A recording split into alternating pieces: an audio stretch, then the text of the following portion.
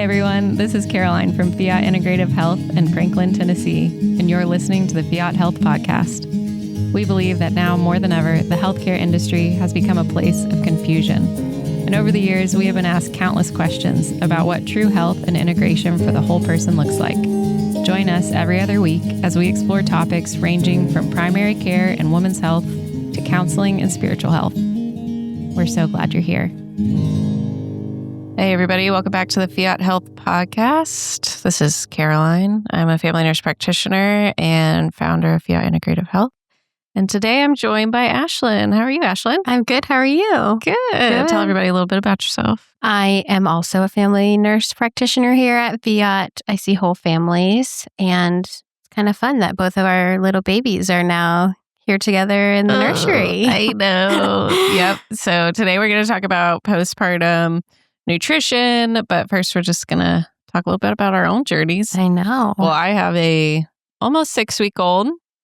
Just came back to work like a week ago. And for those who don't know, we have a full-time nanny here at the office. And so we're able to breastfeed on demand. And I like to call it baby therapy because the babies get passed around the office to everybody who works here, and everybody loves it.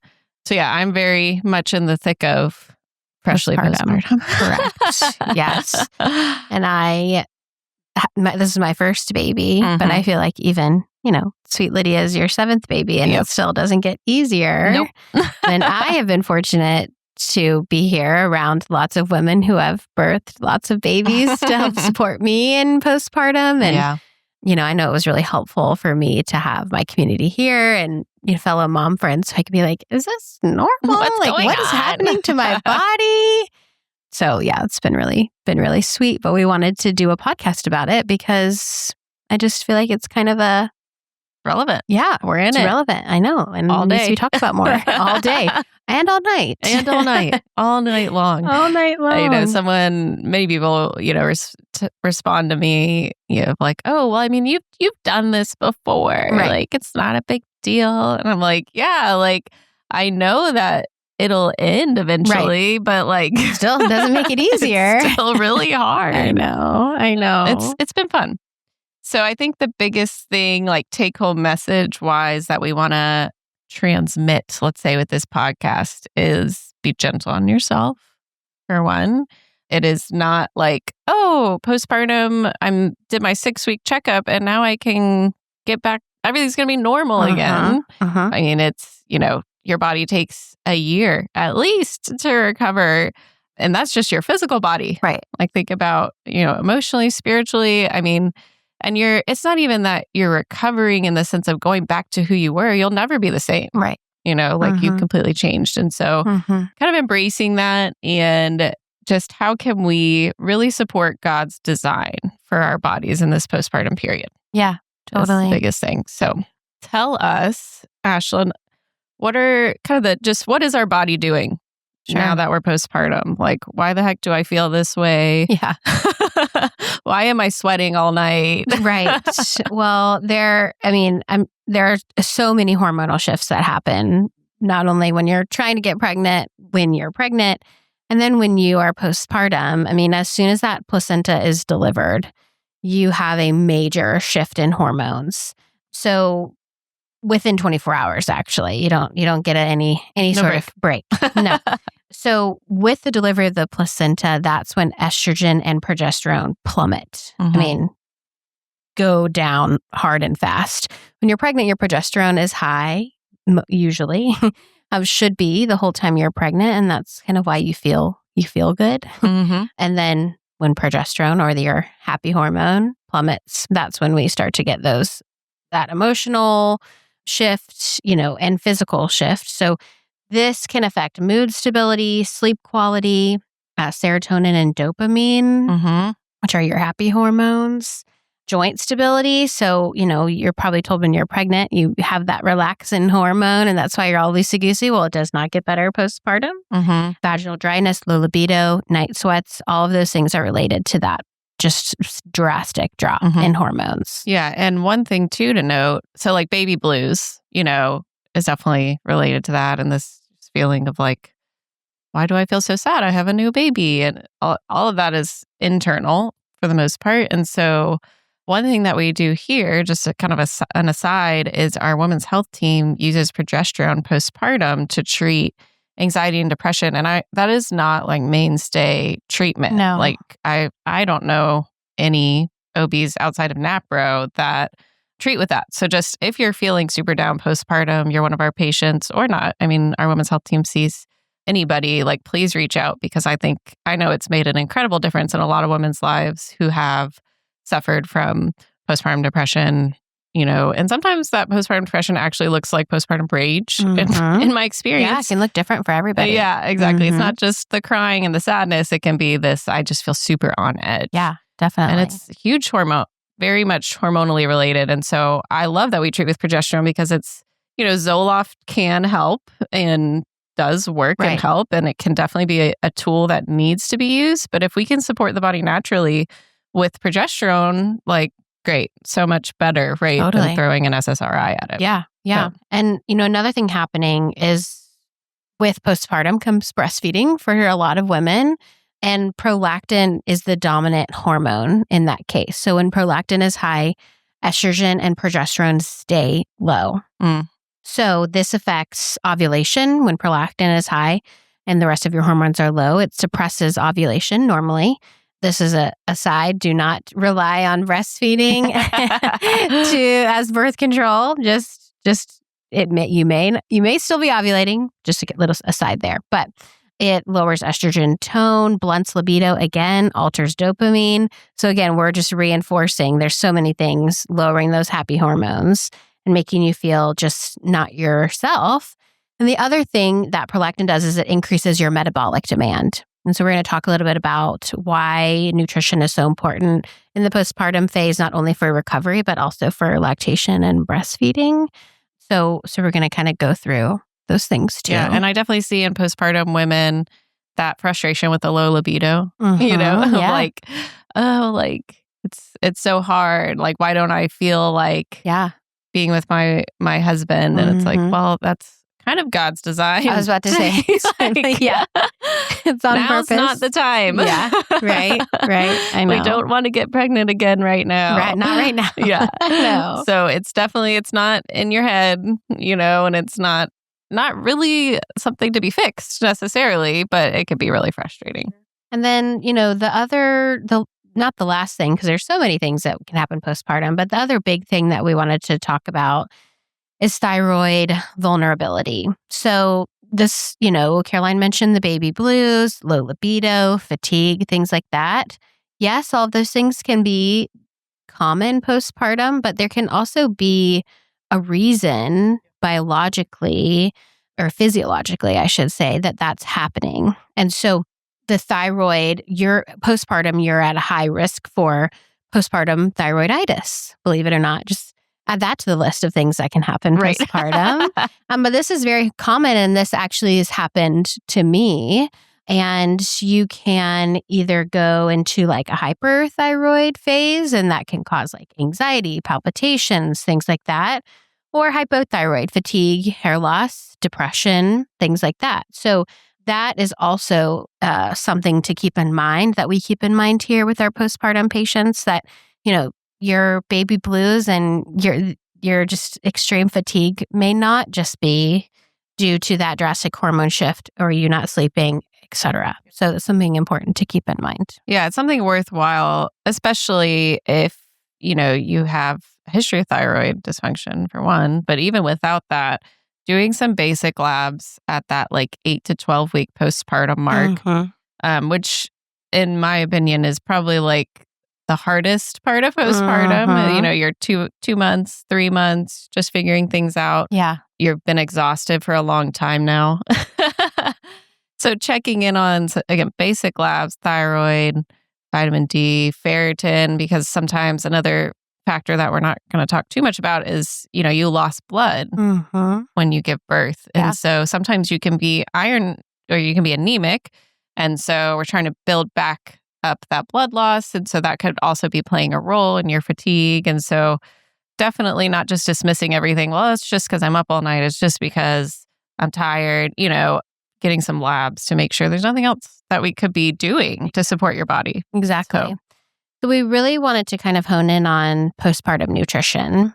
It's easy in the postpartum phase to be, and this was me. I'm like, oh my gosh, I've not taken care of myself, right? I'm focusing on this little human that relies on me 100% of the time, right? So how could I?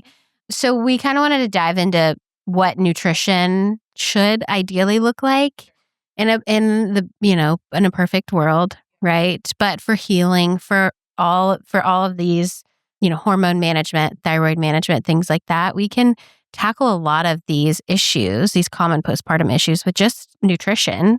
So if you want to kind of talk about that a little bit. Yeah, I think for the first thing, in terms of like you have an increased metabolic demand, blood sugar regulation is protein first. I know, I feel like that's kind of a hot topic, hot thing out there. So it's outside of postpartum, this is generally a good thing, but especially when you are postpartum, then protein first is imperative. And so having a goal of about 100 grams per day, which I used ChatGPT to make like a postpartum meal plan thing, which was great. I was like, I love this nutritionist and I love these principles and I want you to make me a plan. And my dear husband, who does most of the cooking in our home, printed it out, put it on our fridge. Aww. And he was like, 100 grams of protein? He's like, how are you going to do that? I was like, yeah, it's a lot. Yeah. I'm going to work at it. Yeah. I think something that Caroline and I have done, we are very lucky that we're in the office together in this phase.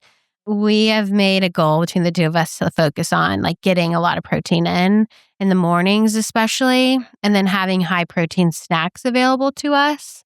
So just some simple things we've done so far, like this week, we're eating sausage and egg burritos. And I will put a note on this. When I was pregnant, the end of my third trimester, I was like, I'm going to freezer prep all of these breakfast foods, which was a great idea. But then I'm dairy-free while breastfeeding, which happens to a lot of women, and I can't eat any of those your freezer meals. So think about that. Not that you have to be dairy-free breastfeeding, but it's common, So we've done like a protein chia seed pudding. That's been an easy one. You just make them all in jars on a Sunday night. Have them for the week. Greek yogurt if you can tolerate dairy, nut butters. Boiled eggs. Eggs. I've even just done, honestly, ground beef in the mornings, like seasoned like sausage, with healthy fats like avocado. So thinking about ways that you can set yourself up for success early on in the day will allow the rest of the day to go a lot easier. Yeah, in our experience. Huge to be able to really front load that protein in the mornings, and hard to do. I know, for me, that first week or two, I'm like so on it. And I'm like, in bed, semi-bed rest-ish, like really try and take it super easy the first couple weeks. So I don't have a lot of responsibilities outside of the baby and feeding myself. Right. And then it's like after that, when you're like back into the routine, back into life, then it's like, oh yeah, I forgot to eat. Yeah. And I feel terrible and I hate everyone around me. Right. I know. It really makes a difference. It does. So I'd give I always give this advice. I say, forget the dinners, pack your freezer with breakfast. Yeah. Like protein rich breakfast, and then have things that are easy on hand. So like I buy boiled eggs, and to me that's my like quick grab and go. Yeah. Obviously like meat sticks, protein bars. I don't love protein bars personally, but they're great. If you like them. Yeah. Yeah. They're great for like when you're really in a pinch. And then, protein powder added to like everything. Anything and everything. My other kind of tip postpartum, what really helped me is bone broth. Yes, that's what I was going to say too. And that was kind of like something that my husband knew. Like the second my eyes opened, he was heating me up a mug of bone broth. I know. Yeah, my kids would bring it to my bed in the morning. Yeah. Here's your bone broth, Mom. 8 ounces, most bone broths, we source ours locally.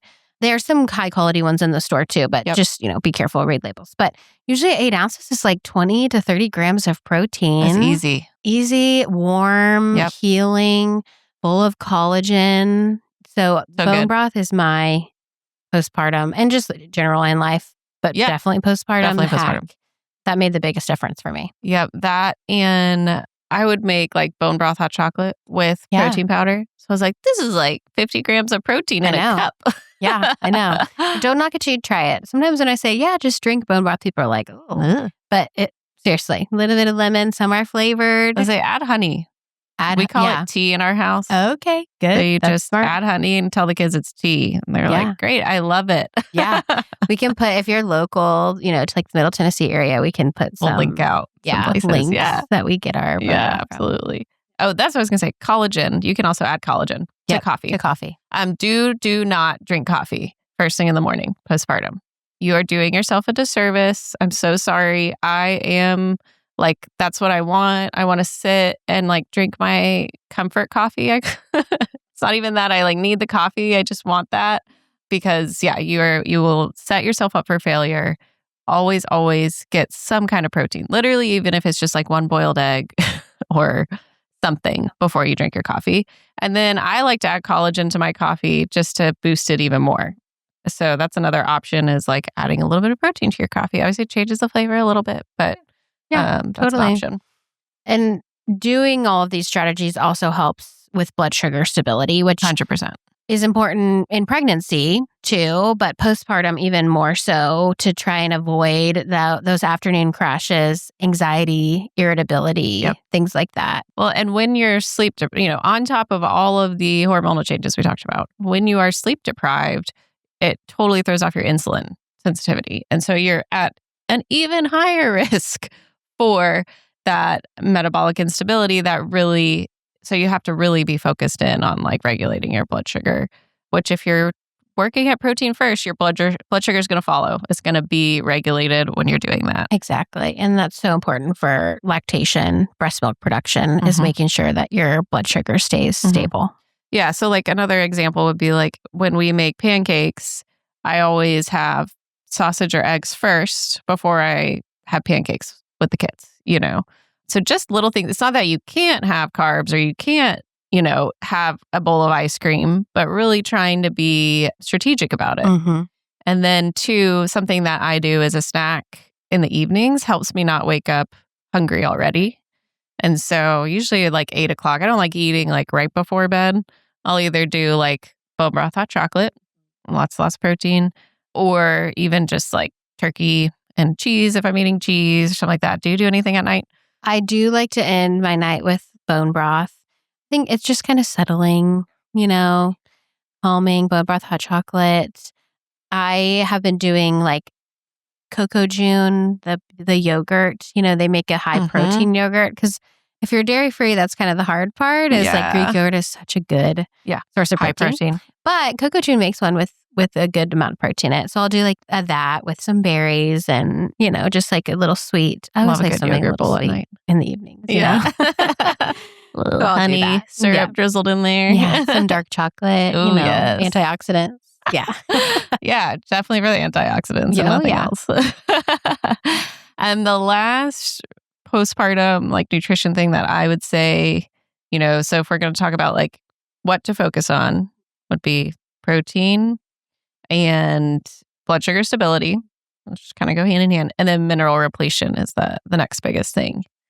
And so with that, we think about magnesium, sodium, your general electrolytes. So I know I do an electrolyte mix every day in my water at least once. You can home make these. You don't have to buy. There's all kinds of like, I don't know. Not all electrolytes are made the same. Right. I hate to say it, but I like coconut water. So I would do like half water, half coconut water, and a little bit of salt. A little bit of salt just in make there. Your own little concoction. Exactly. A little bit of lemon. Yeah.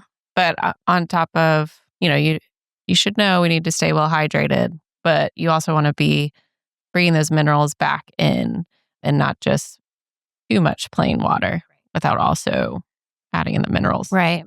And, there are some other minerals that we need to think about, like ferritin or iron. Iron essentially will check your ferritin postpartum, but iron is so important. For me, I had a really difficult 2 weeks postpartum, and I went to my OB. I was like, something's not right. And they checked my labs and my iron levels were like 0. Gone. So I had essentially lost more blood than anyone thought.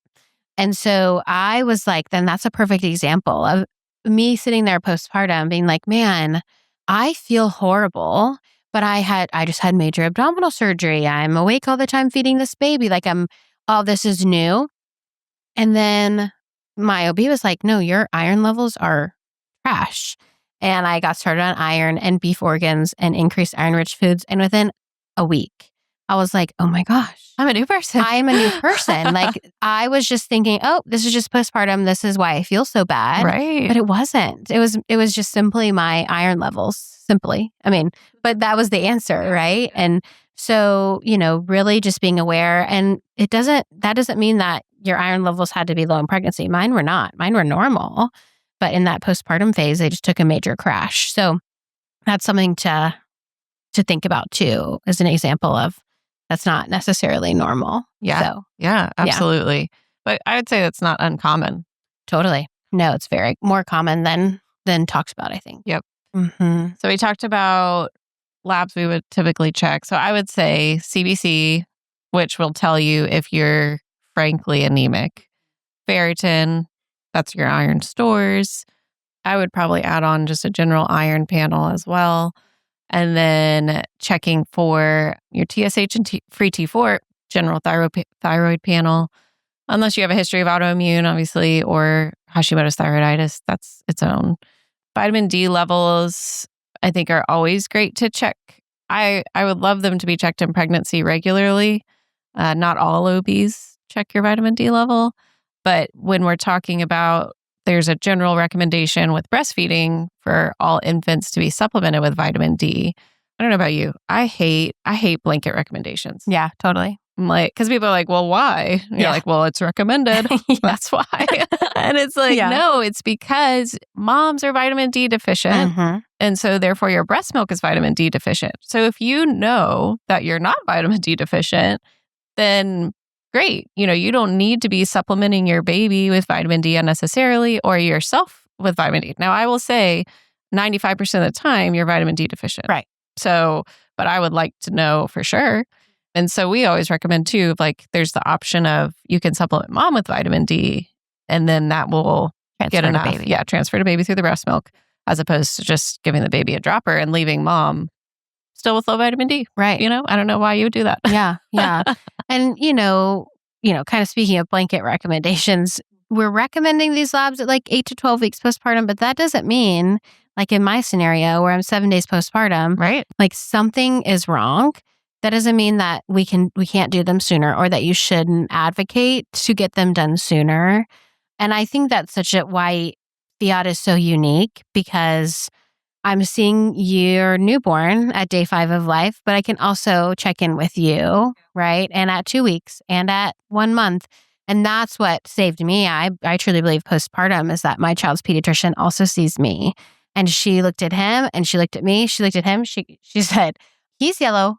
You're white. We need to do something. I was like, okay. Something's not right here. Let's take care of both of you right now. And that's, what saved me postpartum. And I think that's what's super special about the environment that we've cultivated here at Fiat, that, we can care for mother and child. So I love that. Note there, because that made a difference for me. Yeah, absolutely. Mm-hmm. Okay, circling back around to labs. So we said CBC, ferritin, thyroid studies, vitamin D, and then B12 would be one that is always good to check if mood instability is a big factor there. And then a little bit just fun. Tell me what's in your vitamin cabinet. What are you taking? Gosh, postpartum? I'm glad you asked me first. You should see my counter. It's kind of embarrassing when people come over. I'm like, sorry, there's not enough room in the cabinet. There's not enough room. I'm like one of those little lazy Susans with all of. Anyways, it's helpful for me if they're out. I can see them. I'll take them. I still am taking my prenatal, which I highly recommend that everyone should be doing postpartum. Don't stop that prenatal. Well, and we really like the Seeking Health Optimal Prenatal. Yeah, I take that one. It is 8 capsules, which feels like a lot. Yep, but, sure does. But, when you get used to it, you get used to it, So I recommend everyone I mean, that is a blanket recommendation, but it is usually one that is helpful just with those minerals and vitamins in them. Because I had a C-section, I had a lot of antibiotics at birth. So I've been doing a lot for my gut recovery and my son's gut recovery, just with probiotics, digestive enzymes, some gut soothing supplements like marshmallow root, slippery elm, things like that, and high quality omega. We didn't mention this, but those EPA and DHAs are really important in all postpartum moms, through supplements if you need it, but also through foods like fatty fish, things like that. Mm-hmm. Yeah, vitamin D. I do take vitamin D because I'm deficient. I will say one side note is tuna salad. We had tuna salad last week. Mm-hmm. We did have that as a high protein snack. Yep, high protein and DHA. I add in a can of sardines with you don't my even tuna. know they're in there. Yeah, and that's even more. So that's side note. Love that. What else do I take? Do you take magnesium? I do. I take magnesium. Yeah. I'm sure there's a few more scattered somewhere about, but just I'm still taking those vitamins and minerals to focus on mineral repletion. And I'm almost 5 months postpartum, and I still feel repleted in those things, right? So, yeah, those are kind of my areas of focus right now: gut health, mineral repletion. What about you? Yeah, so I do. No, I will say, I probably hit 3 out of 7 days. Yeah, the look I'm giving Caroline right now is I know what she's about to say. Every day, almost every day when she was pregnant, I was like, are you taking your prenatals? I'm like, I should just give them to you and you can be my dispensary. Yeah. So I have a mega dose of vitamin D because I know I don't take it every day. So, and vitamin D is fat soluble. So you can do that. It's not something that you pee out. And so I have a 10,000 IU. Which some people would not even necessarily consider mega dose, but for me it is. And so that's what I take every day. Yeah, I could take it every day and it'd be fine. So I take a vitamin D. I do take my prenatal, same one, and an omega. Magnesium, I'm like, because constipation can be huge in pregnancy and postpartum, but I've dealt with horrific constipation postpartum because I was not proactive and had major regrets around that. So I've always been very on top of that. And so magnesium is really helpful for that for me. So I'll kind of titrate it. And then, I've kind of this is like more experimental than anything, is lactoferrin. Oh, I'm also taking that. Okay, yes. Yeah. I figured with the iron. Yeah. So lactoferrin can be really great for iron absorption. Fun fact, it has to be taken on an empty stomach. So I figured that out after taking a bottle, not on an empty stomach, and was like, why did I do that? Yeah. That's probably actually the one I've been most consistent with because I just take it first thing in the morning on empty stomach by itself, but then I have to go back around and remember all the other ones. Sure. I think that's it, the omega. I'll throw, just because, I mean, I'm sure none of our listeners are like this, but I have a cabinet full of, old supplements I bought for other things. So I'll be like, I'll take that probiotic that I bought that, I don't want to waste. Yeah. Yeah. So I'll throw in a probiotic here and there. Okay. I think something I'm happy you brought up constipation because I think that's a big fear for a lot of women postpartum. Yeah. And that I know for me, I took magnesium fiber. So I did like a soluble fiber supplement every day. That was really helpful. And I still do that sometimes. And I did take the prescribed Colace. Yeah. Don't be afraid of that. I did in the hospital, too. And I brought my magnesium. That's how. Yes. There you go. There you go. And then I stocked up on kiwis. And had like 2 a day. Okay. And that did it. That will do it. Yeah. I also, and we've done a podcast about insulin resistance, but I had insulin resistance before I got pregnant, and I also had gestational diabetes. So another thing that I am focusing on postpartum is blood sugar regulation. Right. So, that's kind of nuanced. That's per person. So I won't kind of go into what I'm taking, but just know that that's the important thing to focus on postpartum too, because it can affect your recovery and your breast milk supply and things like that. So definitely talk to your provider about that. Absolutely. Okay, great. Well, this has been so fun. I know. One fun thing that we started doing as of this week, so we'll see how long it lasts, is we've been trading, we'll bulk prep everything. So like this week I prepped all the breakfasts and then Ashlynn prepped all the snacks. So if you have somebody in your life who you can partner with to make this a little easier. Yeah, totally. Or incredible husbands that you can say, hey, this is huge for me and a huge priority. Yeah. And they can heat up your your frozen burrito like Yeah. my husband does. Your bone broth. Yeah, and your Yeah. bone broth. Yeah. Then that's And if you've just had huge. someone that has had a baby, dinners were wonderful for us, life-saving, Absolutely. but also the breakfasts were really, really Huge. nice. And that's Huge. easier. You don't have to coordinate it. Just drop off a bag of frozen burritos. Right, totally. Yeah, those were really helpful. So easy. Awesome. All right. Well, until next time. Thanks for Ashlynn. listening. Thanks, Caroline. Thanks for listening to this week's episode. To learn more, you can visit our website at fiathealth.org.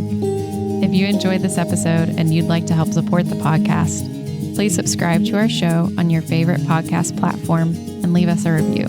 This helps make the podcast easier to find.